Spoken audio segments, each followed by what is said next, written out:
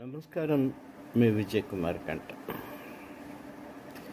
చెరబండి రాజు ఒక మాట అంటాడు, నువ్వు పూర్తిగా చెప్తున్నానో లేదో తెలియదు కానీ ఇప్పుడు చిన్నప్పుడు విద్యార్థి ఉద్యమాల సందర్భంలో అనేక ప్రసంగాల్లో ప్రస్తావించేవాళ్ళు అన్నమాట. అంతర్జాతీయ విపణి వీధులు అంగాంగం తాకట్టు పెట్టబడ్డ అందరినీ ఇది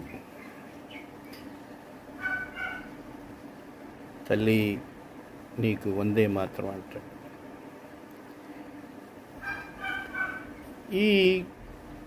ఈ మాట ఇప్పుడు ఎందుకు ప్రస్తావిస్తున్నానంటే,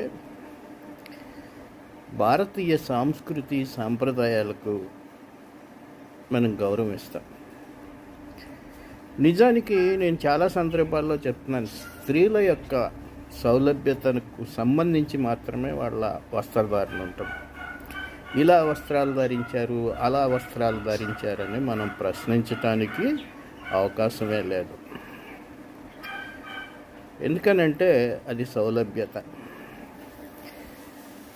ఒక సామాన్యమైనటువంటి పురుషుడు కూడా చాలామంది తెలీదు, ఎక్స్పోజింగ్ మేనర్లో బిహేవ్ చేస్తారు. దానివల్ల ఈ కోడి పుంజు గినక పెట్టల్ని ఆకర్షించడానికి పడే తిప్పలు ఇవన్నీ ఏంటంటే, ఆఫ్రికన్ కంట్రీ నుంచి దిగుమతి అయినటువంటి ఒక నీచమైన దేశంలో మన దేశంలో పురుష పొంగవులు ఉన్నారు. ఇతరుల వస్త్రధారణ, స్త్రీల వస్త్రధారణను వీళ్ళు ఏలెత్తి చూపిస్తారు, అది వేరే విషయం. అయితే ఇప్పుడు నేను ఈ విషయాన్ని ఎందుకు ప్రస్తావిస్తున్నానంటే, అంతర్జాతీయ స్థాయిలో అందాల పోటీలని హైదరాబాద్ ప్రభుత్వం వేరే సంస్థలతో కలిసి భాగస్వామ్యంతో నిర్వహించటం సరైన చర్య కాదా అనేది ఎవరి అభిప్రాయం వాళ్ళకు ఉంటుందో, నేనైతే దీన్ని సమర్థించాను.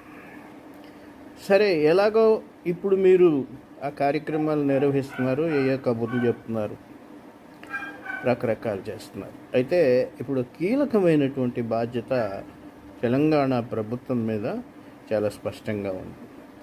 అంతర్జాతీయ స్థాయిల నుంచి అంతర్జాతీయంగా అనేక దేశాల నుంచి ఇక్కడికి యువతులు వస్తున్నారు.